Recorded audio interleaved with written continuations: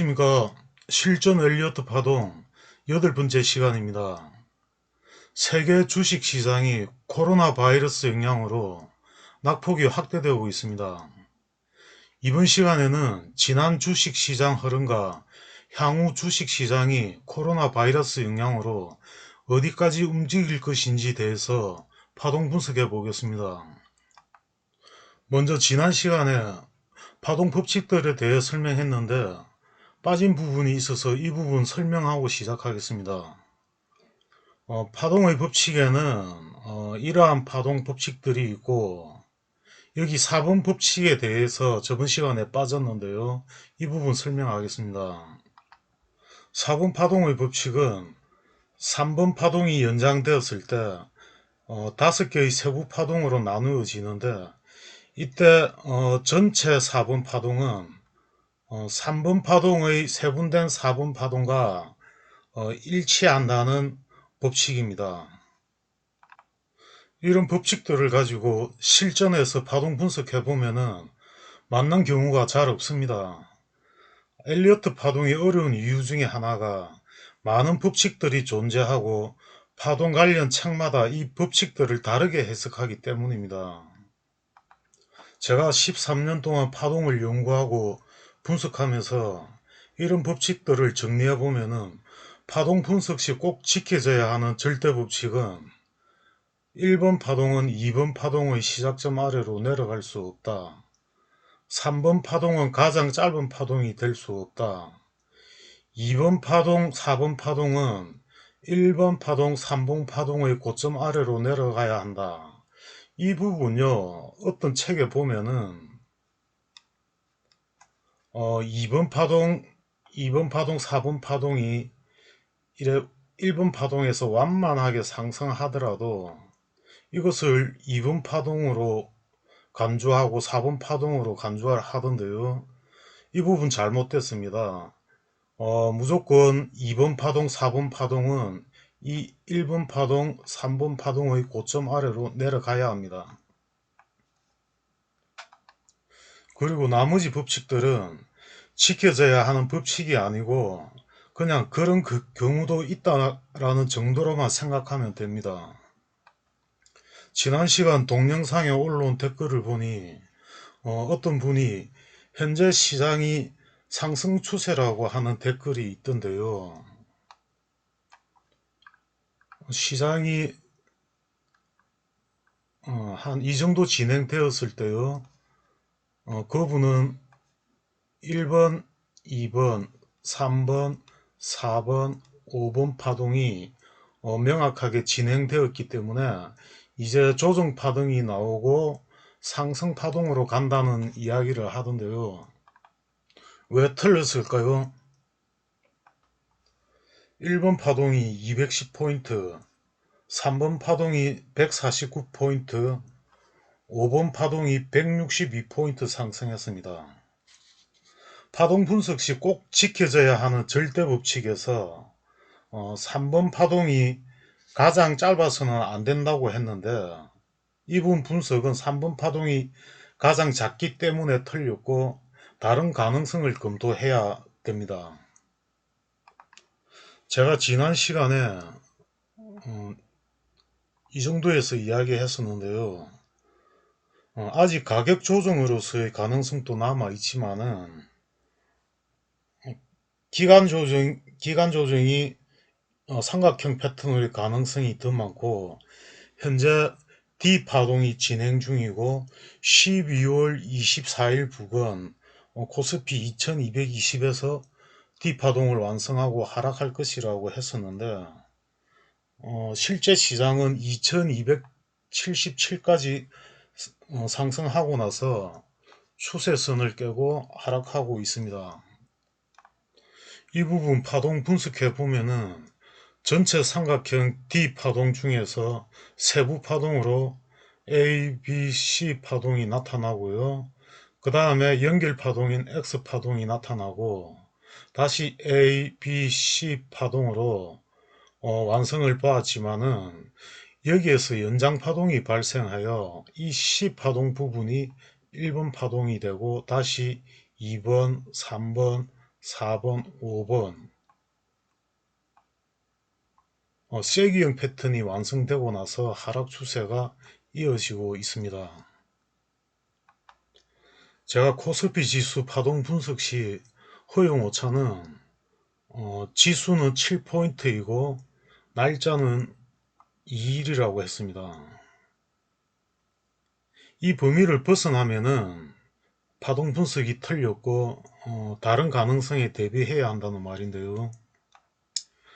저 같은 경우 코스피 지수가 2220에서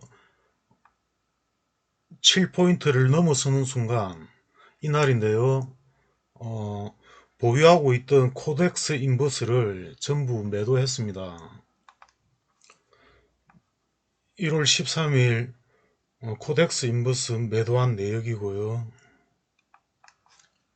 그리고 이 부분에서 좀 아쉬움이 남는 부분인데요.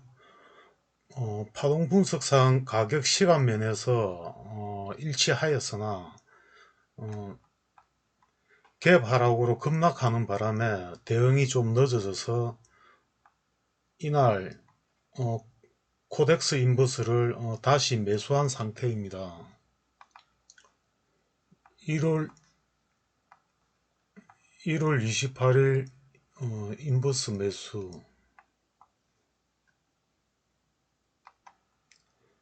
제가 여기 동영상을 올리면서 안타까운 점은 동영상 만드는데 시간이 많이 걸리기 때문에 제때 올리기 어렵다는 거고요. 그러나 분명한 것은 제가 파동 분석해서 올리는 동영상이 과거가 아닌 미래의 시장 움직임을 미리 올리는 것이기 때문에 상승과 하락에 대비할 수 있다는 겁니다. 향후 주식시장을 파동 분석해보면은 코스피 지수 고점 2277에서 우한폐렴 때문에 시장이 급락하는 상황인데요.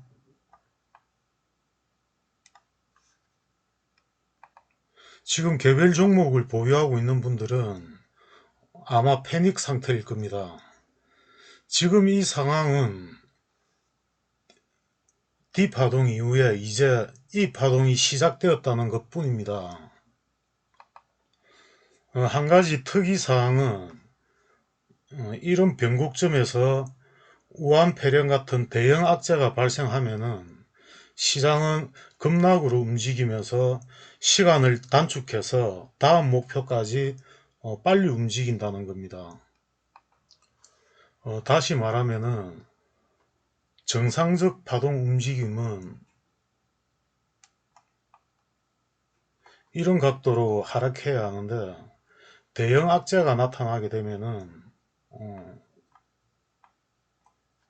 급락해서 10일 걸려서 하락할 것을 5일 만에 하락해서 목표 지점에 도달한다는 겁니다. 결국 가야 할 자리까지 가고 나면은 시장은 다시 반등하는데요. 보통 정상 각도로 하락하게 되면은 좀 가파른 각도로 반등이 나오겠지만요. 급락을 하게 되면은 좀 더 긴 시간 동안 완만한 각도로 해서 반등이 나오는 경우가 많습니다. 이 하락 파동이 끝나는 지점을 계산해 보면은 지난 분석에서 시간과 가격이 길어졌기 때문에 여기서 하락 이 파동이 시작되면은 앞으로 60에서 70 거래일이 소요되기 때문에 5월 중에 가격면에서는 1930포인트까지 하락 가능성이 있습니다. 여기까지는 기간 조정으로 움직였을 때의 파동 분석이고요. 아직 가격 조정으로의 가능성도 남아 있습니다. 가격 조정은 말 그대로 많이 떨어진다는 말인데요. 제가 첫 시간부터 말한 1750까지의 조정을 말합니다. 기간 조정이 되어 1930까지 조정이 될지 가격 조정이 되어 1750까지 가게 될지는 향후 시장 움직임을 관찰해야 합니다.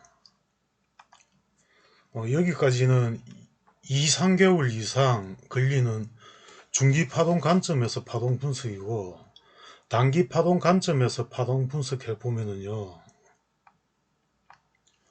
1930까지 가더라도 한 번만에 이렇게 쭉 가지 않고 상승과 하락을 반복하면서 움직일 건데요. 현재 고점에서 158포인트 하락한 코스피 지수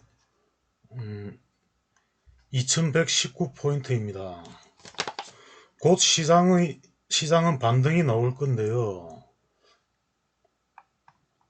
파동 분석해 보면은 2080에서 반등이 나오거나 연장 파동이 나오면은 좀 더 하락해서 코스피 지수 2050에서 반등이 나올 가능성이 있습니다. 만약 반등이 나오게 되면은 이 전체 하락폭의 38.2%에서 61.8%까지 나올 가능성이 많고, 기술적 분석으로 보면은 20일 이동 평균선까지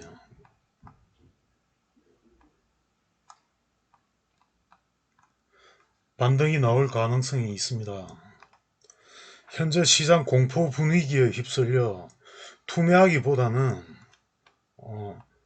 반등이 나오면은 보유 종목 현금화하는 전략이 좋을 듯 합니다.